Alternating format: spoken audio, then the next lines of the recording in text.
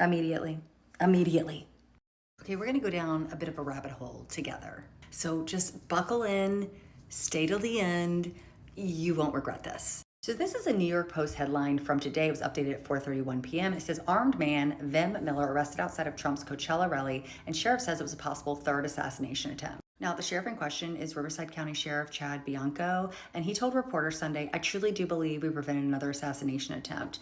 He also said that Miller was caught at a police checkpoint, allegedly trying to enter a rally with phony press pass, but when cops noticed his cars were unregistered, they searched the vehicle and discovered a cache of fake passports, a driver's license, along with a shotgun and loaded handgun and high-capacity magazines, officials said. Now, I did search around and there was multiple headlines about this man being arrested. This one from USA Today says Trump wasn't in danger from armed man at California rally, officials say. This is a Fox News headline that was updated at 8:01 p.m. Deputies probably prevented third Trump assassination attempt, California sheriff said. Now, what's really interesting is the sheriff's quote is from today, Sunday, where he was insinuating this was a third assassination attempt. And yet this man was released on Saturday with $5,000 bail, and the terms of his bail were not immediately available. Quick side note, because I feel like this will be important later. The vehicle was not registered and the license plate appeared to be homemade, resembling those often used by members of anti-government sovereign citizens groups. This is where the story gets a little interesting. First, let's take a look at this video of a sheriff, Chad, which is such a fitting name, and you'll see why.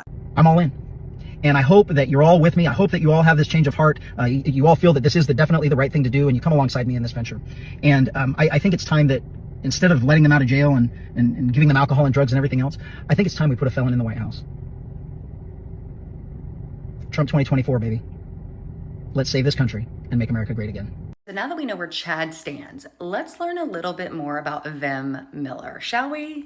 That means no one secures 270 electoral votes, and then it goes to an overall contingent election where they again vote by state delegation, and then guess who wins? Trump it secures the Trump. re-election. Yeah.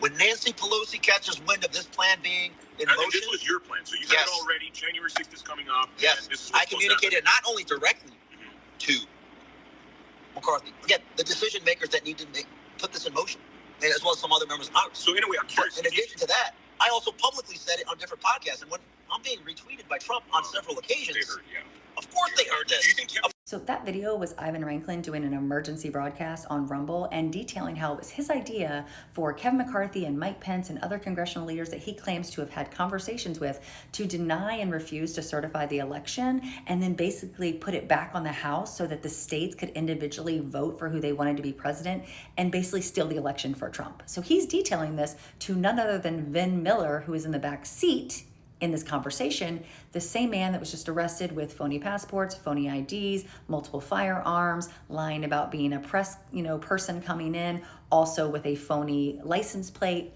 And the guy has now been released with $5,000 bail, yet nobody knows the terms of the conditions. And yet the sheriff that I just showed you, who is a big Trumper, believes that he was going to unalive the president. Wait for it, wait for it, wait for it.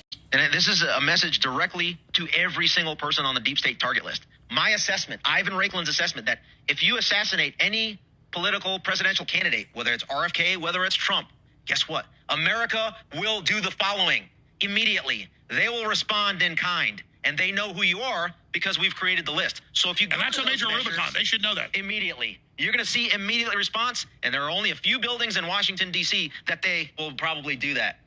Well, I hope that's not the case, but these people are crazy. And having said that, they're crazy. If they do that, option 2 behind Trump is going to be so much better for us and so much worse. Well, I was about to say, if they kill him, that's best case scenario. From a sick level beating him, oh, please kill him, which but it's so good after that. Oh, it's going to be the best cleansing and the fastest cleansing that we've ever seen in my lifetime. I assess with almost certainty, with the highest level of confidence, that if they assassinate Trump, it is so game over for them. And it's going to be so fast. So we've got Ivan Ranklin talking to Alex Jones that if a certain Republican candidate was unalived, it would mean that the next person to fill his shoes, who could it be? Who could it be? Heritage Foundation's poster child, J.D. Vance? Probably would be so much worse for us. There would be a cleansing like we've never seen before. Also, fun fact, Ivan Ranklin has formulated a deep state list of people that he's talking about that are targets, and it is horrific. And then the same Ivan Ranklin is in a seat in a car with Vin Miller, the guy that was just arrested for having lots of firearms and multiple phony IDs, that a sheriff who loves Trump thinks he was there to unalive him. and yet he got out on bail. And, you know, Jesus Christ, this is how conspiracies are born. Anyways, I just find it super interesting that Ivan Ranklin and this guy are clearly friends and literally had conversations about cooing the government. Just fun fact, I have not seen this conversation about this guy on any mainstream media. Why is that? Give me your thoughts in the comment section. Immediately.